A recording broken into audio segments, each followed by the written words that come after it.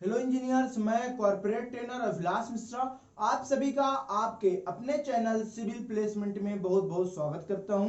Engineers, आज की इस वीडियो में हम डिटेल में बात करेंगे उन इंटरव्यू क्वेश्चंस और आंसर्स के बारे में जो बड़ी बड़ी कंपनियों में पूछे जाते हैं, जैसे एल&टी हो गई और आपकी और भी कई कंपनियां होती हैं। उन्हीं में से हम कुछ क्वेश्चंस और आंसर उठाए हैं और आपके साथ शेयर करेंगे, और कुछ ऐसे भी क्वेश्चंस और आंसर्स होंगे जो हमसे पूछे गए हैं इंटरव्यू के दौरान। तो चलिए स्टार्ट करते हैं। सबसे पहला जो क्वेश्चन है वो है कि एक सिविल इंजीनियर की लैंग्वेज क्या होती है। जब जैसे ही आप इंटरव्यू सीट पे बैठोगे तो जो आपका इंटरव्यूअर होगा वो जरूर आपसे पूछता है कभी ना कभी कि एक सिविल इंजीनियर की लैंग्वेज क्या होती है। तो क्या होती है, यदि आपको पता है तो कमेंट बॉक्स पे जरूर कमेंट करिएगा।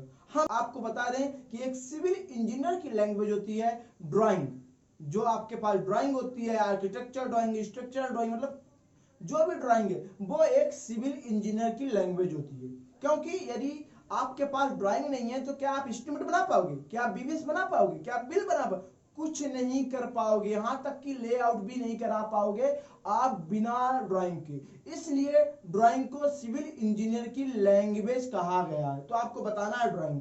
अब इसके बाद जो दूसरा और मोस्ट इंपॉर्टेंट जो क्वेश्चन पूछा जाता है इंटरव्यू में वो है कि जो आप रेनफोर्समेंट बार यूज करते हो, जो आप स्टील बार यूज करते हो, वो सर्कुलर शेप की क्यों होती है? आपने देखा होगा सर्कुलर यूज करते हैं, क्यों? ऐसा रीजन क्या है क्यों हम सर्कुलर यूज करते हैं? अदर शेप की हम जो रेनफोर्समेंट है यूज क्यों नहीं करते? यदि आपको पता है, जितने भी क्वेश्चंस का आंसर आपको पता है तो प्लीज कमेंट बॉक्स पे जरूर लिखना। इसका रीजन ये है क्योंकि इसमें लोड का जो ट्रांसफर होता है 360 डिग्री में होता है। मतलब उसमें जितने भी डायरेक्शन है सारे डायरेक्शन में लोड का ट्रांसफर होता है, इसलिए वो सही होती है लोड को प्रॉपर ट्रांसफर करने के लिए। इसलिए हम यूज करते हैं स्टील बार। आपको इंटरव्यू में क्वेश्चन पूछा जाता है। अब बात करते हैं नेक्स्ट क्वेश्चंस के बारे में जो इंटरव्यू में कॉमनली पूछा जाता है, जो है कि आपकी जो रेनफोर्समेंट बार होती है उसका बिना बेड मशीन में रखे हुए उसका बेड फाइंड आउट कैसे करेंगे? आप में से कई इंजीनियर को जरूर पता होगा। इसका एक फार्मूला होता है d²/162। डी क्या है? डाया बार, मतलब यदि आप 12 mm की रॉड यूज कर रहे हो तो 12 mm का d² कर दोगे और डिवाइड बाई 162, जितना भी आएगा वो आपका पर मीटर का वेट होगा।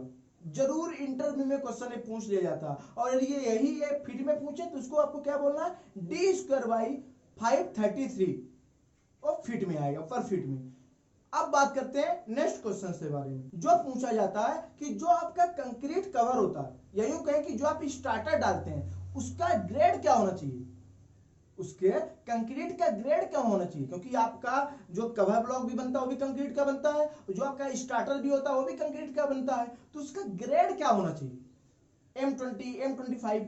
तो इसका आंसर ये है कि जो आपके ड्राइंग में ग्रेड मेंशन है, जो आप कॉलम बीम स्लैब में जिस ग्रेड की कंक्रीट यूज कर रहे हो उससे ज्यादा ही होना चाहिए। जैसे कि आप अपने बिल्डिंग जो कंस्ट्रक्शन हो रहा है उसमें आप M20 ग्रेड की कंक्रीट यूज कर रहे हो तो आपको जो कवर ब्लॉक यूज करना है वो यूज करना है M25 ग्रेड का। बिल्कुल ये क्वेश्चंस पूछा ही जाता है इंटरव्यू में। अब बात करते हैं नेक्स्ट क्वेश्चन के बारे में। जो पूछा जाता है कि जो आपकी फुटिंग होती है वो मैक्सिमम टाइम आप ट्रेपेजोइडल ही क्यों देते हो? आप देखोगे ट्रेपेजोइडल फुटिंग देते हो कि नहीं देते हो? क्यों देते हो? इसका रीजन होता है कि उसमें पंचिंग शेयर फेल्यूर होने के चांसेस बहुत कम होते हैं। अब वो पंचिंग शेयर फेल्यूर क्या होता है? जैसे कि इसमें यदि आप लोड आओगे तो फट के नीचे चला जाएगा।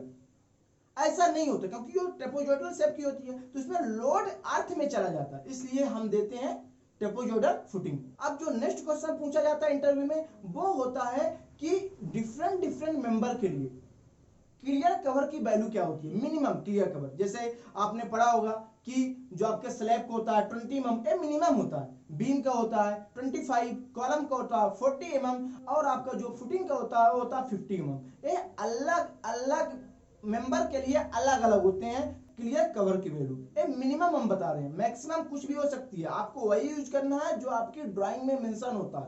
अब ये कहां मेंशन रहेगा? ये आपकी ड्राइंग में जो जनरल नोट्स होंगे, जो स्ट्रक्चरल नोट्स होंगे उनमें मेंशन होगा। अब बात करते हैं, कभी कभी यदि आप इंटरव्यू में जाते हो तो एक क्वेश्चन पूछ लिया जाता है कि आप बताओ कि आपकी 12 mm की राड है उसमें पर मीटर कितना वेट होगा। हमने बताया था डी स्क्वायर बाई 162, तो आपको मन में याद होना चाहिए, जैसे 0.888 kg होना चाहिए, तो ये चीजें पता होना चाहिए। अब इसके बाद जो नेक्स्ट क्वेश्चन पूछा जाता है कि सेग्रीगेशन क्या होता है। आपको जरूर क्वेश्चन कभी ना कभी पूछा गया होगा कि सेग्रीगेशन होता क्या है।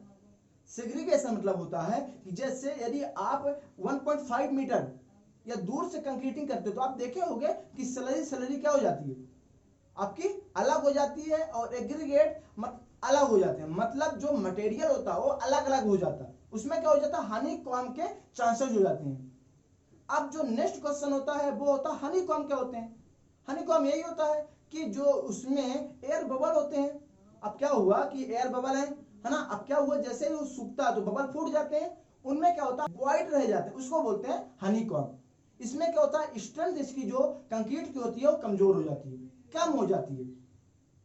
अब बात करते हैं जो क्वेश्चन पूछा जाता है कभी ना कभी कि क्यूब टेस्ट और आपका स्लम कोन टेस्ट में, इनमें जो आप टैंपिंग करते हो पर लेयर वो कितनी करते हो।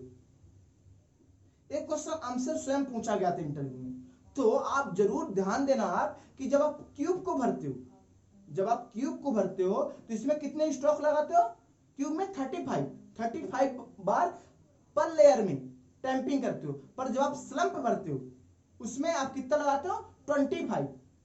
ये भी आपसे क्वेश्चन पूछा जा सकता है। अब बात करते हैं कि जो क्यूब की साइज होती है, जो आपकी क्यूब की साइज होती है 20 mm बिलो एग्रीगेट के लिए वो कितनी होनी चाहिए, आपके आईएस कोड में मेंशन है। हालांकि जो क्यूब की हम साइज यूज करते हैं 15 centimetre into 15 centimetre into 15 centimetre use करते हैं, पर ये यूज करते हैं जब आपके एग्रीगेट का साइज 20 mm या 20 mm से ज्यादा हो। जब हम 15 सेंटीमीटर का क्यूब करते हैं, यदि इससे कम है तो 10 सेंटीमीटर के क्यूब में भी हमारा काम चल सकता है। अब बात करते हैं नेक्स्ट क्वेश्चन के बारे में, जो इंटरव्यू में जनरली पूछा जाता है कि क्यूब को और स्लम कोन को कितने लेयर में भरा जाता है। तो मैक्सिमम इंजीनियर कंफ्यूज होते हैं, तो आपको कंफ्यूज नहीं होना। जो आपका स्लम कोन है उसको 4 लेयर में भरते हैं, 4 लेयर यानी कि उसको 75 mm की लेयर में भरते हैं, और जो आपका क्यूब होगा उसको आप 3 लेयर में भरते हो। ये आपको ध्यान होना चाहिए, इंटरव्यू में क्वेश्चन पूछ लिया जाता है। अब जो क्वेश्चन हमसे पूछा गया था कि लैटरा टाई और स्ट्रप में डिफरेंट क्या है। लैटरा टाई और स्ट्रप आप लोगों ने नाम जरूर सुना होगा। लैटरा टाई और स्ट्रप में डिफरेंट क्या है, इसका बेसिक डिफरेंट है कि जो बीम में लगी है रिंग, दोनों रिंग होती है, आपने सुना होगा गांव की लैंग्वेज रिंग बोलते हैं। हमारी वीडियो आप यदि देखेंगे तो उसमें हमने बताया डिटेल में, दोनों रिंग होती है। पर यदि वो बीम में लगी है तो उसको हम स्ट्रप बोलेंगे, यदि कॉलम में लगी है तो हम उसको क्या बोलेंगे, लैटरा टाई बोलेंगे। ये भी क्वेश्चन आपसे पूछा जा सकता है इंटरव्यू में। तो इंजीनियर यदि हमारी ये वीडियो अच्छी लगी तो इसको लाइक करिए, हमारे चैनल को सब्सक्राइब करिए, और इसमें यदि आपको और भी कुछ क्वेश्चंस के आंसर चाहिए या डाउट है प्लीज कमेंट बॉक्स पे जरूर कमेंट करना आप।